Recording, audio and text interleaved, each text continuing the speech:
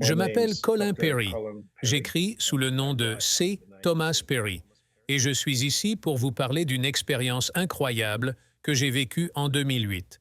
J'avais 49 ans à l'époque et j'étais en assez bonne santé, mais j'ai commencé à ressentir des douleurs à la poitrine. Bien sûr, je m'en suis inquiété. Je suis donc allé voir mon médecin et je lui ai dit « S'il vous plaît, j'ai cette douleur à la poitrine. Cela m'inquiète. Pouvez-vous m'examiner? Que se passe-t-il » Le médecin a effectué un électrocardiogramme sur mon cœur et m'a dit « Je vous suggère de rentrer chez vous, de vous détendre et de vous reposer, et de ne pas faire d'activité trop intense. Restez détendu, gardez un rythme lent et ne poussez pas trop. » J'ai suivi ses conseils et je suis resté à la maison. J'ai été sage et je n'ai pas fait trop d'efforts. Au bout d'une semaine environ, les choses ont commencé à s'améliorer et je me suis senti beaucoup mieux. Et j'ai commencé à me dire que je ne pouvais pas continuer comme ça indéfiniment. J'attendais toujours les résultats médicaux. Mais un jour, j'ai fait l'erreur d'ouvrir la porte du jardin et de regarder l'état de mon jardin. C'était un désordre envahissant, une sorte de jungle. Je me suis alors dit « Bon, je me sens bien, je vais sortir et essayer de faire quelque chose. » J'ai donc sorti la débroussailleuse du garage et j'ai commencé à tirer sur la corde pour essayer de faire démarrer la machine. Ce jour-là, cette machine était inhabituellement têtue et ne voulait pas se mettre en marche. Il est important de savoir que j'étais complètement seul à ce moment-là, il n'y avait personne d'autre dans la maison. Il n'y avait que moi, la débroussailleuse et le jardin. J'ai tiré à plusieurs reprises sur le cordon et je devenais de plus en plus frustré et agacé par la machine qui ne coopérait pas. Et puis alors que je continuais à tirer, soudain, sans crier gare, des crampes massives sont apparues et m'ont frappé en pleine poitrine. C'était très prenant comme sensation. C'était très intense. J'ai tout de suite réalisé que cela ressemblait à une crise cardiaque.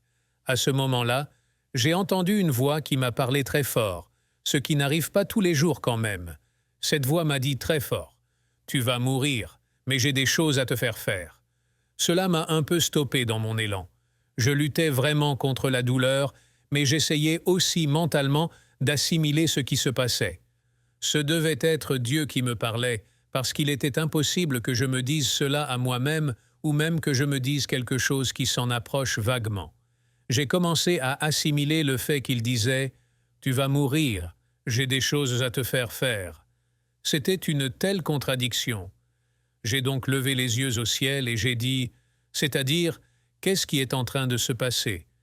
Puis, il a repris la parole et m'a dit « Va à l'intérieur, prépare un sac et appelle une ambulance. » Aussi simple que cela. J'ai donc fait exactement ce que la voix a dit. J'étais encore plus ou moins capable de marcher et de fonctionner de manière relativement minimale, malgré la douleur thoracique que je ressentais. Je suis donc rentré dans la maison, j'ai préparé un petit sac, j'ai appelé une ambulance et elle est arrivée assez rapidement. Ils étaient là en 10 minutes, ce qui était un soulagement, et ils ont franchi la porte. L'un d'entre eux était un parfait débutant. C'était son premier jour de travail. L'autre était un ambulancier plus expérimenté. Le débutant a pris les rênes de la situation parce qu'il était en formation. Ils m'ont dit « Nous ne sommes pas sûrs si vous avez eu une crise cardiaque ou non, c'est assez difficile à dire. Mais nous allons vous traiter en conséquence, comme si c'était le cas. » Ils m'ont donc dit qu'ils allaient me traiter avec de la nitroglycérine et de la morphine, et c'est ce qu'ils ont fait. Donc, ils m'ont donné un comprimé de nitroglycérine et une injection de morphine pour faire baisser ma tension artérielle et calmer mon cœur. Puis, une fois ces procédures terminées, ils m'ont mis sur le brancard dans l'ambulance et nous sommes partis en direction de l'hôpital. En chemin, le jeune ambulancier m'a dit à nouveau « Nous allons vous donner une deuxième dose de morphine et de nitroglycérine, juste pour être sûr que votre cœur n'est pas sous pression, ce qu'ils sont faits. » Mais peu de temps après qu'il m'ait injecté la deuxième dose de morphine, j'ai commencé à avoir des vertiges. J'ai reconnu cette sensation d'évanouissement parce que j'étais déjà tombé dans les pommes dans le passé et j'ai dit « Je vais m'évanouir, je peux le sentir venir. Donc, soyez prêts. » Et en l'espace de quelques secondes, tout est devenu complètement noir.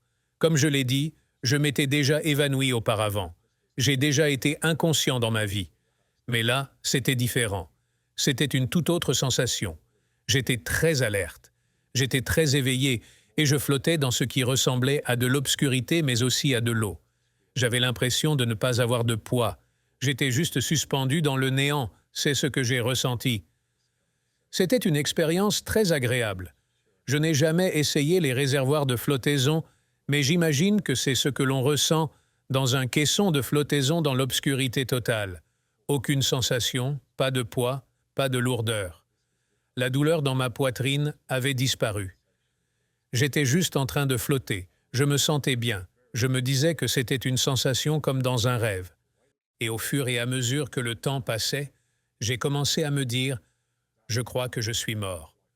Cela ne ressemblait à rien de ce que je n'avais jamais vécu. Et avec cette pensée est arrivée une sorte de peur. Je me suis dit « Je sens que je suis mort. Je ne suis pas dans mon corps, je suis complètement détaché de tout ce qui est physique.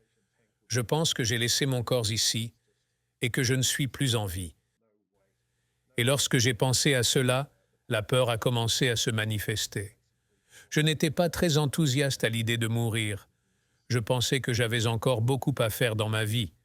J'ai donc commencé à dériver et la peur grandissait. J'ai dérivé vers le bas, j'ai senti que je m'enfonçais et que j'étais attiré vers le bas. Plus j'avais peur, plus j'étais attiré vers le bas, comme si ma peur me tirait vers le bas. J'ai tourné mon attention vers le bas pour voir ce qu'il y avait là-bas. C'était une expérience très effrayante parce que je pouvais ressentir ce puits sans fond, ce vide sombre, du néant sans fond. Ce n'était qu'une obscurité infinie. Cela m'a beaucoup inquiété. Je ne voulais pas aller dans cette direction parce que c'était le dernier endroit où je voulais être dans l'univers. J'ai été chrétien toute ma vie et donc j'ai crié avec tout ce que j'avais. J'ai dit « Jésus, viens m'aider ». Plusieurs fois, j'ai crié très fort « Jésus, viens m'aider ». Pendant un certain temps, j'ai continué à dériver vers le bas. Soudain, sortant de nulle part, une main très forte m'a saisi et m'a dit « Tu ne veux pas aller par là ?» Et elle a commencé à me tirer vers le haut. Je l'ai regardé et je pouvais voir cet être de type humain qui tenait simplement mon bras. Nous avons commencé à voyager vers le haut à un rythme très rapide. Je ne sais pas si vous avez vu Star Trek quand il passe en vitesse de distorsion, mais c'est ce que j'ai ressenti. Les scènes se brouillaient devant moi si rapidement. Je n'avais aucune idée de l'endroit où j'allais, je savais juste que j'allais vers le haut. Mais je montais à une vitesse très rapide. Cela a continué pendant un certain temps. J'ai eu l'impression d'avoir passé environ 2 minutes à m'élever rapidement.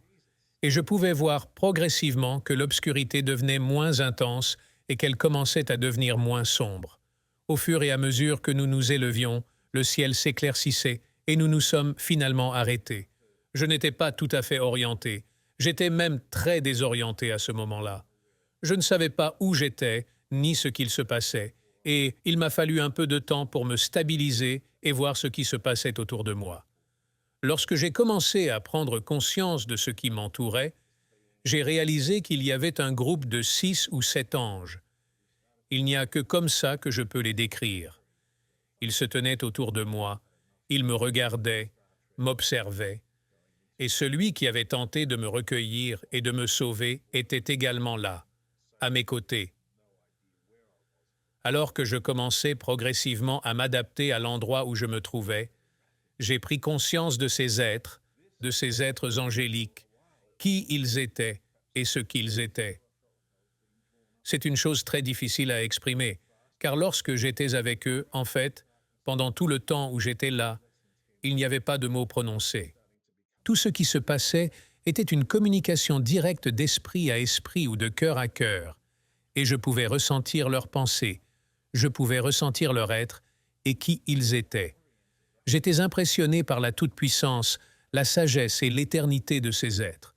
Je me considère comme une personne assez intelligente, j'ai un doctorat dans mon domaine, mais à côté de ces êtres angéliques, c'est comme si j'étais un nourrisson. Je me suis senti si petit et insignifiant.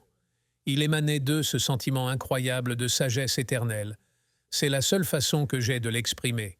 Leur savoir et leur pouvoir semblaient immenses. Je suis resté là, à ressentir la nature de ce qu'ils étaient. Puis, celui qui est venu me chercher m'a dit « Tu es mort, et nous sommes venus à ta rencontre, et tu dois maintenant faire un choix. Tu peux venir avec nous et rester au paradis, ou tu peux retourner à ta vie sur terre et continuer. C'est à toi de choisir, mais tu dois faire un choix. » Je me suis donc demandé ce que je voulais faire. Je vais parler un peu plus des sentiments et des sensations que j'éprouvais à ce moment-là. Cet être qui était venu me chercher émanait d'une sorte d'incroyable sentiment d'amour. C'était si fort que je ne pouvais pas le contenir. J'avais l'impression que ma poitrine allait exploser sous l'effet de cette richesse, de cette sensation d'amour massif qui commençait à grandir en moi comme une belle sensation. Mais c'était si puissant qu'il ne pouvait être contenu. Et j'étais tout simplement submergé. J'étais tout simplement submergé. C'était magnifique. Je ne peux que le comparer vaguement à celui que j'avais lorsque j'étais un tout petit enfant. J'avais ce sentiment d'amour magnifique, inconditionnel et complet de la part de quelqu'un. Mais si vous pouvez imaginer, multipliez cela par un millier.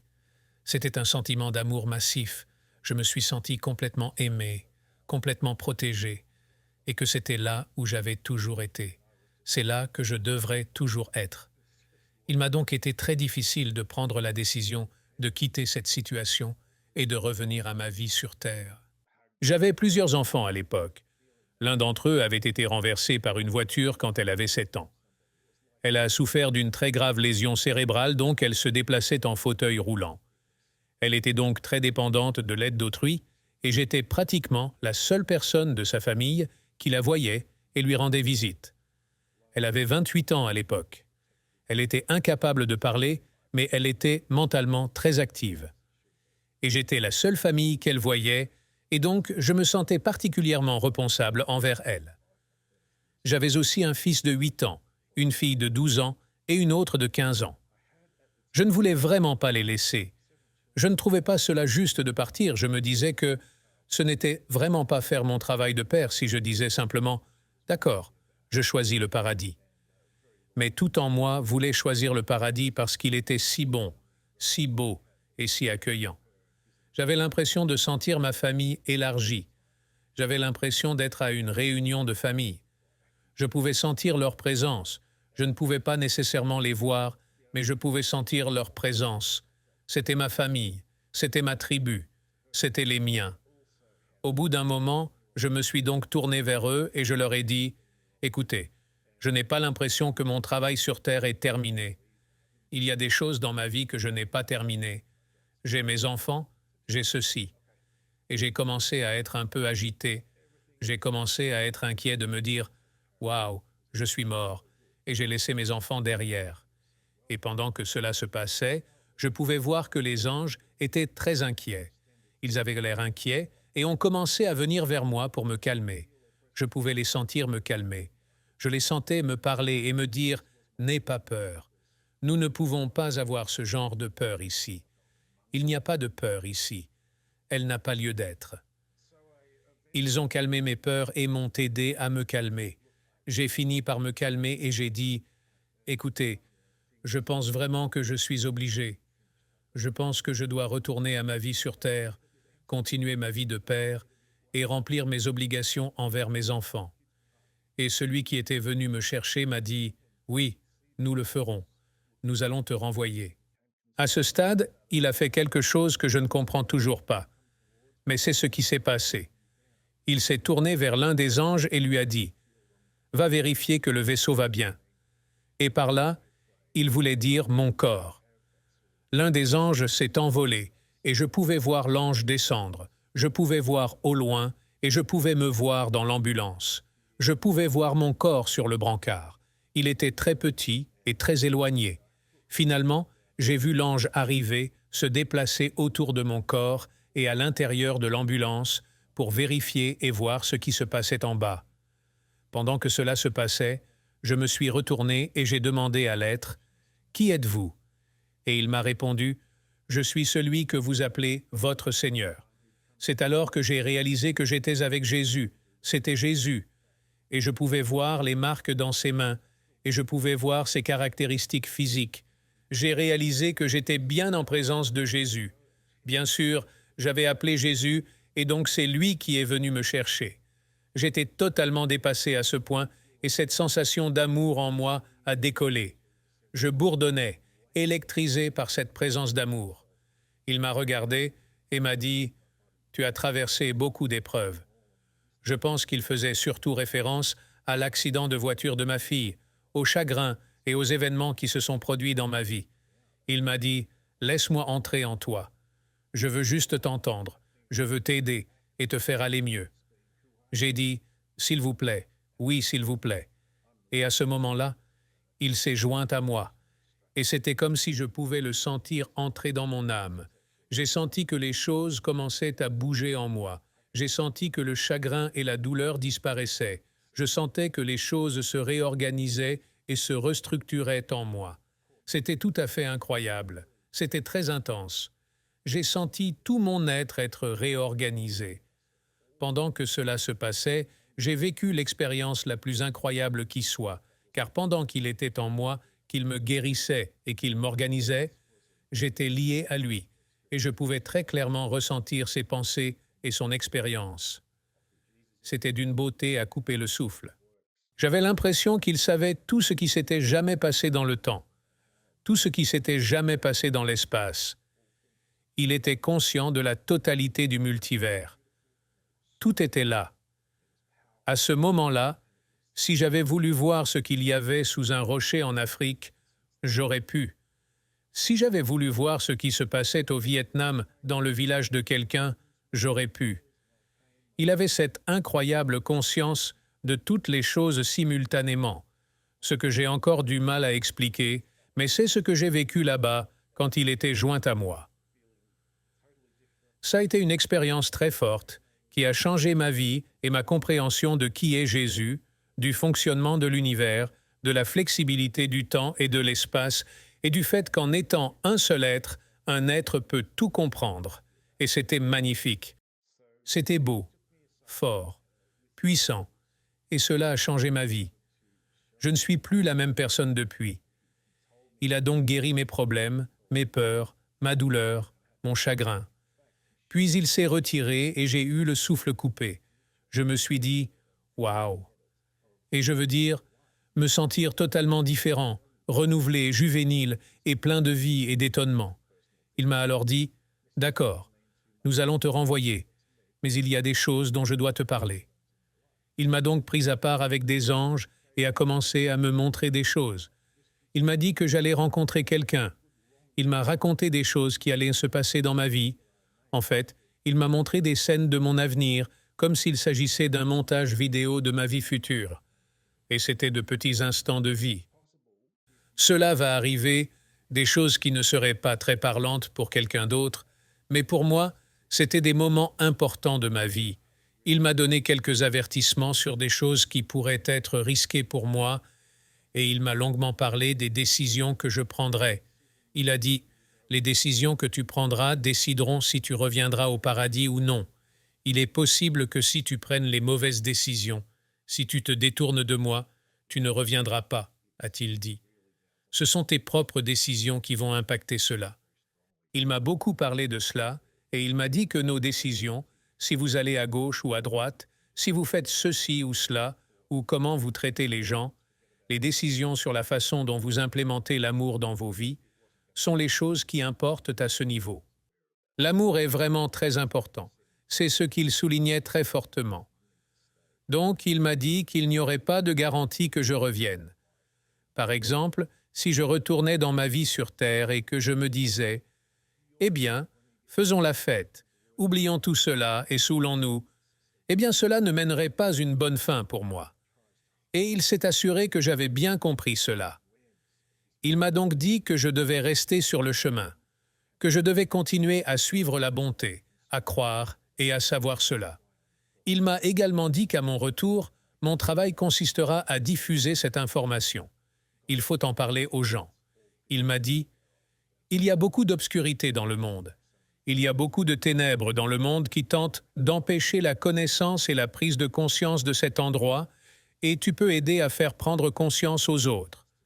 Tu peux faire passer le message à ce sujet, c'est pourquoi je vous parle en ce moment de mon expérience. C'est quelque chose que Dieu veut que tous les gens sachent et soient conscients. C'est pourquoi des milliers et des milliers de personnes qui vivent ces expériences reviennent et en parlent au monde entier à l'heure actuelle. Dieu veut que nous soyons conscients que la mort n'est pas l'acte, que la mort n'est pas la finalité que nous avons été amenés à croire.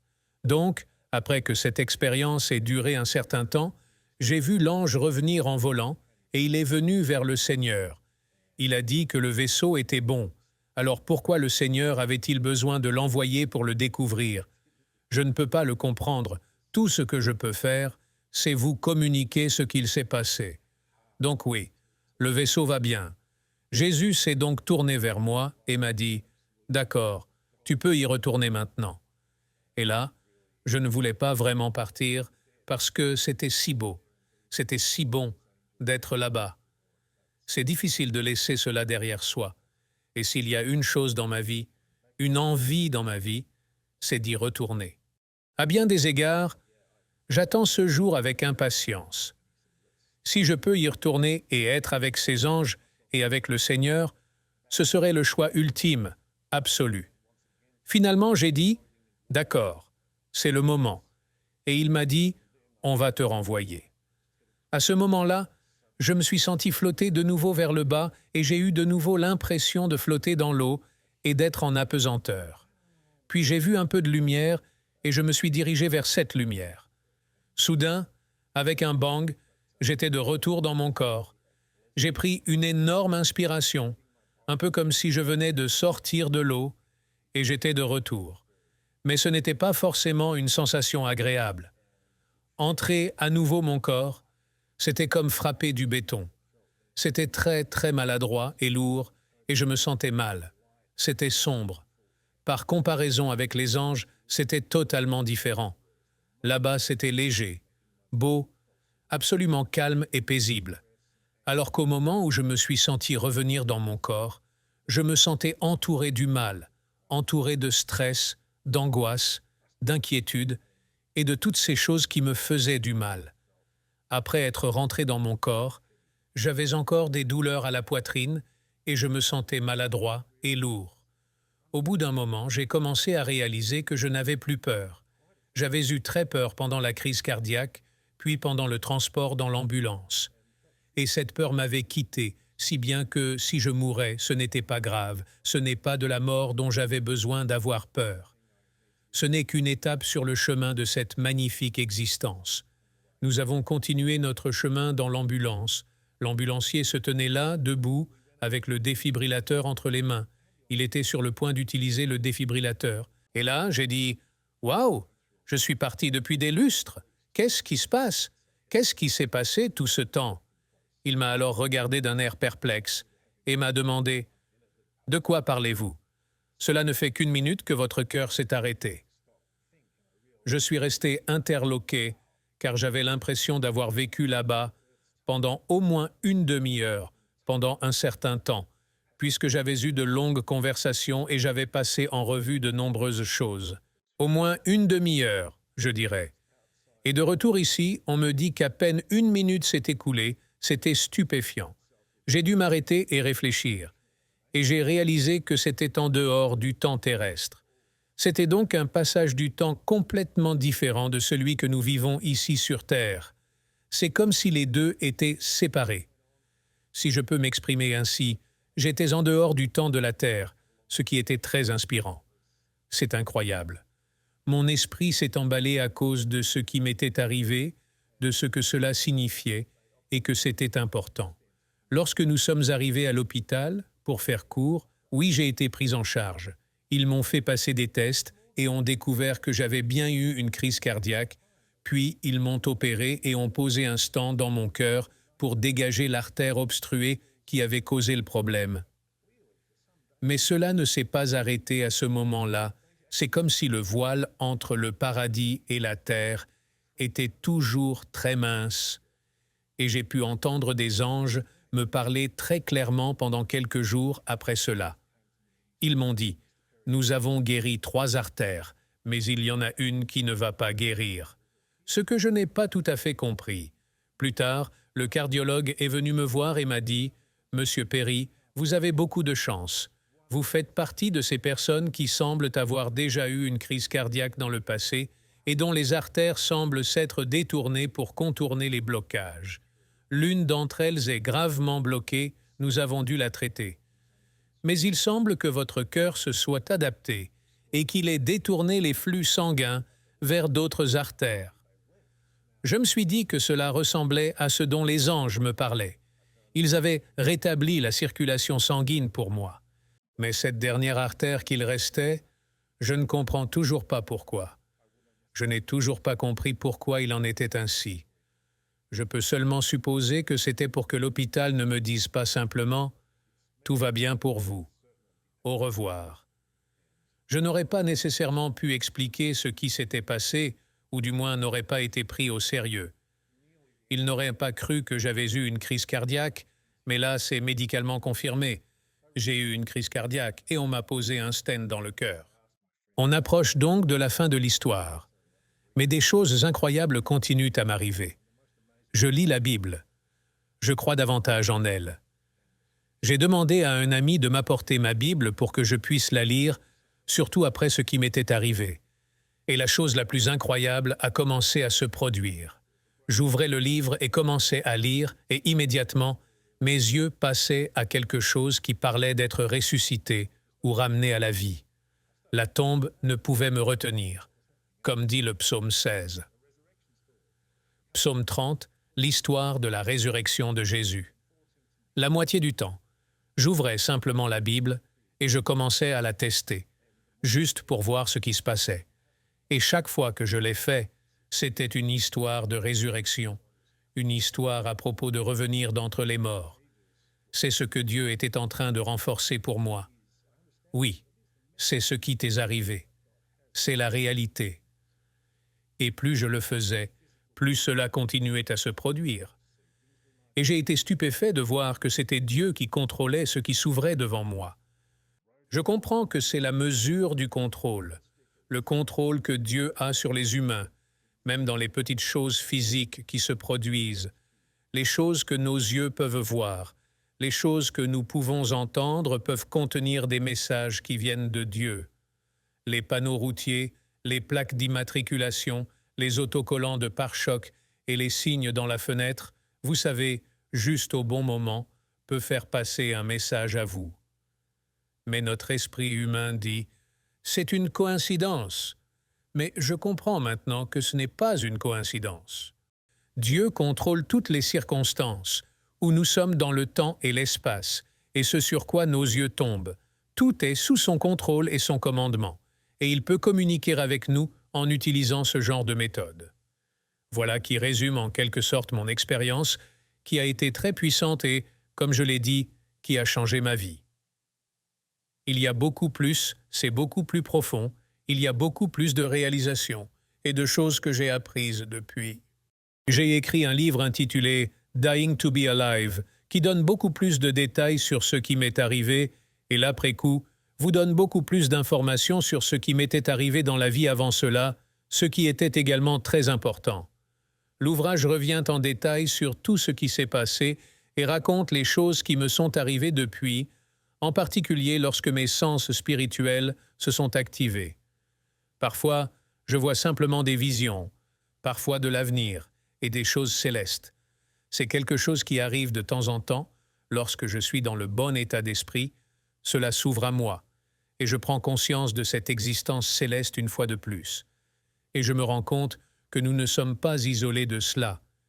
Il y a un chevauchement entre les deux. Parfois, le ciel vient sur terre, se nourrit de notre existence et nous affecte tels que nous sommes. Tout ce que nous avons à faire, c'est, comme l'a dit Jésus, « Vous avez des yeux pour voir, alors voyez-le. Si vous avez des oreilles pour entendre, alors entendez-le, car c'est puissant. » C'est quelque chose qui nous dépasse, qui est au-dessus de nous et qui est divin. Et c'est accessible par tout le monde, tous ceux qui veulent le rechercher. C'est accessible par ceux qui veulent découvrir ce qu'il y a au-delà de cette vie. Que Dieu vous bénisse et que vous ayez une vie merveilleuse et une vie après la mort encore meilleure.